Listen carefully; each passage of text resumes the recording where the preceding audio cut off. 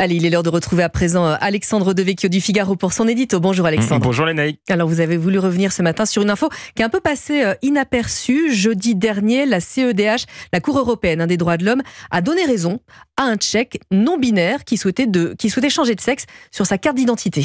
Oui Lénaïque, le requérant dans cette affaire est un certain TH. Né homme en 1977, TH s'identifie comme non-binaire, soit ni homme ni femme.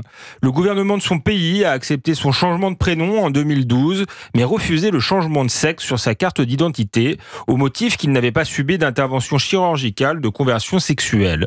TH avait alors saisi la Convention européenne des droits de l'homme, accusant l'État tchèque de violation de sa vie privée.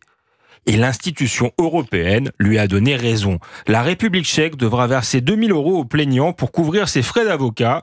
Et surtout, l'État tchèque est désormais tenu de permettre à TH et à toutes les personnes qui le demanderaient de changer de sexe sur leur carte d'identité sans recours chirurgical.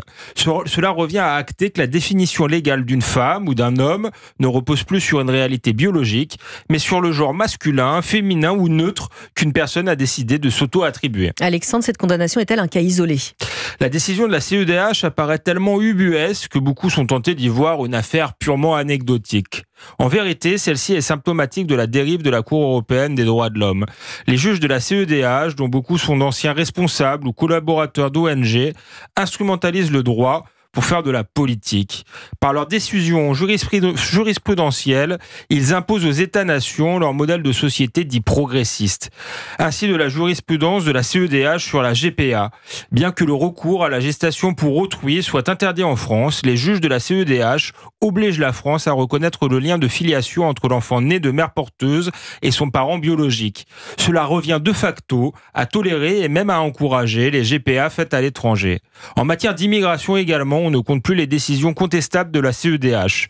Toutes font primer les libertés individuelles sur l'intérêt général. En 2022, la France a ainsi été condamnée à verser 4 500 € à un Tchétchène pour l'avoir expulsé en Russie après sa condamnation pour participation sur notre sol à une association de malfaiteurs en vue de la préparation d'un acte terroriste. Alors Alexandre, c'est-à-dire que la France doit sortir de la Convention européenne des droits de l'homme.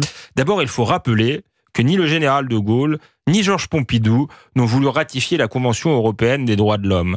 La France a attendu le gouvernement intérimaire d'Alain Poher en 1974 pour la signer. Mais au-delà de la question de la CEDH, l'enjeu pour la France est de se libérer du gouvernement des juges et de recouvrer sa souveraineté pleine et entière. Cela passera par une réforme constitutionnelle d'ampleur qui établira la supériorité de la loi nationale sur toute autre forme de norme et ne pourra être adoptée que par référendum. Et c'était l'édito d'Alexandre Devecchio. Bon dimanche Alexandre. Merci, bon dimanche.